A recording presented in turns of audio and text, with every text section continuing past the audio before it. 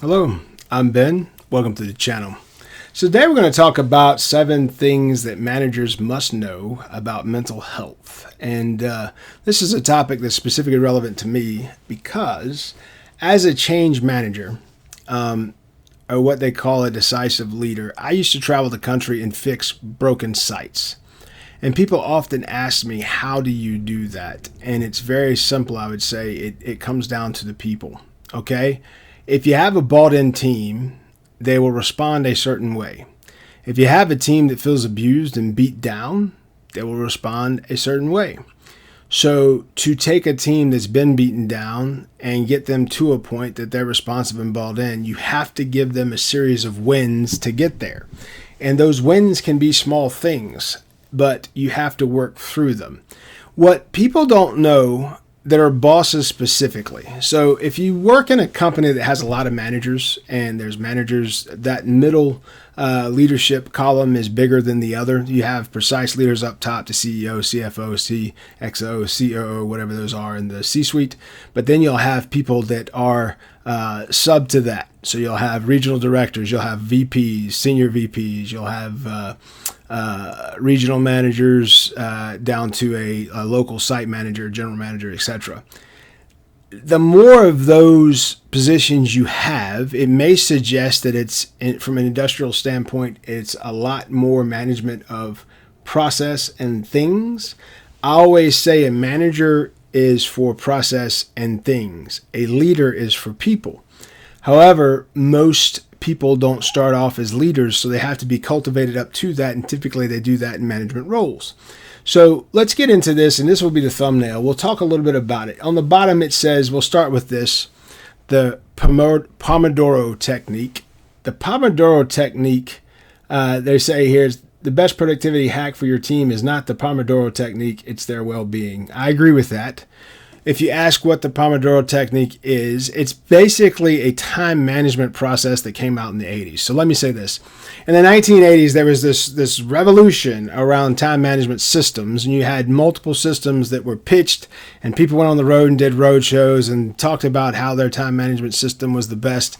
And this is just one of those systems, okay? The system that I've always used is basically a book like this. I've used this since 1992. Tell you how old I am. The book like this. You have a weekly and a monthly divider. So one, it shows the week by day, and you put down on those things what you're going to do, what you accomplish, what you expect to accomplish. And then in the back, you have the monthly thing, and that's for the keynotes, the things that stood out, and the future things that you're looking to on your schedule. And I manage my schedule with that, and then use what would be a computer calendar through Microsoft or through Workday or through Gmail, whichever one you use. They all support those calendars, but therein that lies a problem. People have too many calendars, so they can't keep themselves together on that all around this time management because they have too many options. That's why this book for me is the primary. If I'm going to go by a schedule and you want me to participate in your meeting or your whatever, it needs to make sure it makes it in my book. So if it doesn't make it in my book, it's not on my radar. And that's the way I handle time management. So the thing about mental health with that's to improve my mental health, where I don't feel like I'm racing or whatever else. It's simple. My subordinates know, the people that report to me know that if you want me in attendance, you need to make sure it makes it in that book. And all you have to do is at our one-on-one say, hey boss, could you put me down on this part on Friday? Can I get this? And I will write it in the book while we're talking. That's why I do one-on-ones weekly, where I can talk to my entire team and they can let me know based on their hierarchy needs, what's coming down the pipe and what I can help them with. So having that communication is what's going to give people the number one thought process around mental health. Is they need to feel bought in, to feel important, and you do that by having an impact where you show, all right, I'm giving you this time every week so you can tell me what's important, because I don't want you taking anything bad from the week home with you when you go home for the weekend. That's respecting their time away from work and respecting the time they get to spend with their family. So that's why I was able to have those impacts elsewhere where people could not. It's because when I got there, I needed to lift the team up where they thought, hey, look, we can do these things, because they can. And then you give them wins and you celebrate wins. That in its own right is the way to turn a lot of places around, is you celebrate wins. But then the next piece would be, people have to feel like they're psychologically secure. And so if you look at the hierarchy needs that we talked about in a previous video, having that security matters. because then people can feel safe and they can live their lives knowing that they have their body of work and they're good to go, because you give them that feedback at regular intervals and they feel appreciated and they see how their efforts meet the bottom line. That's the part that is most important around this. So let's get in this. This Pomodoro technique, it just basically tells people to use these different blocks of time to manage your day, and you break it out into different breaks on different time lengths. It's ridiculous. In itself is a system that you have to have. It looks like a couple of tools to manage. So that's why that's on the bottom of that thumbnail. But we've gone into that enough. Let's jump back into the 7 things managers must know. So the first thing it says, you have a greater impact on people's mental health than their partner, their doctor, or their therapist. I agree with that. Here's what you do if you want a better team. Keep an arm's length and distance, right? So people know that you respect them professionally, from a professional manner. That means you don't go out to lunch with them individually. You're not hanging out with them individually. You're not smoking cigarettes behind the building individually with them. That's not what you're doing. What you're doing is you're doing professional one-on-ones from day one.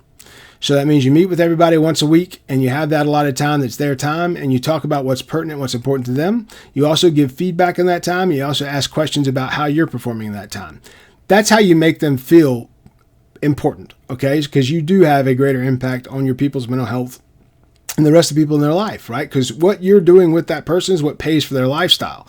So they're limited or impacted by what you do from that standpoint. So your processes need to be consistent, and how you handle people needs to be consistent so people can feel psychologically secure. The next thing on here says poor mental health can be a mix of problems people face at work and at home. If you can teach a person how to properly handle things at work and how to handle problems at work, they can then use those same tools to help them fix problems at home. My idea as a Christian leader, as a Christian boss, as a Christian man, is I'm going out in the world with the expectation that I'm going to teach people and treat people as the way I feel that they should be treated. And that's part of my witness to the world. Your body of work is your witness to the world, whether you're Christian or not. Your body of work is what you do to build your reputation and build the way people feel around you. And you hear those sayings about it doesn't matter what you said to somebody, but people remember for a lifetime how you made them feel. That's the truth. So that poor mental health can be problems. It comes from problems in different parts of their life, but that's also the positive side of it, is what you're teaching somebody on the job can actually help them manage their situation at home a little bit better. If you don't care about your mental health or you don't care about your people's mental health, don't expect your team to take care. So if you don't make that of importance, I don't let people talk to me any kind of way just because I'm not going to talk to them any kind of way. We need to be 2 individuals that act respectfully just because this is the one life we get. There's no practice run. So you might as well treat people with respect and try to show them understanding, because there may be a great friend there. There may be a great employee there. There may be a great teammate there. That's how you should see that. So if you don't care about your mental health, don't expect your team to take care either. So you make sure it's important they understand that you do things a certain way consistently and show them how that makes them better too. Poor mental health can affect how your people make decisions and behave. That's correct. It goes back to what we said before.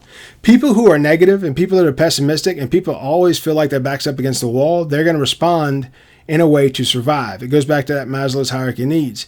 You got a person thinking about survival, they're not going to be thinking about, the future and doing other things, because right now they just have to survive. You have to get them out of that mental place. And by doing that, you show them that respect and you start that growth. The next is the sense of belonging with your team is directly correlated to your team's mental health. I agree with that. Sense of belonging needs to be understood, though, that's an individual thing. It's not a group thing. Belonging, that big push for the last couple of years about all this diversity and belonging, everything is diverse and everything belongs. Every person out there, even if they look the same, they're still diversely different people. So that individual sense of belonging is what matters. This group think and all that stuff, that's why all those programs are going away across the country, because all it was doing was driving dividers between teams. It wasn't doing anything else than that. And I think people are understanding that better now. I think people are better in 2024 than they were in 2023 when it came to mental thought process around work and team, because a lot of that garbage is going away. And number 6 on this is if you always say yes, your team will too, making it tough for them to set healthy limits. That is coming back to the power of a positive no. That is a book that I've used as a source on the channel before.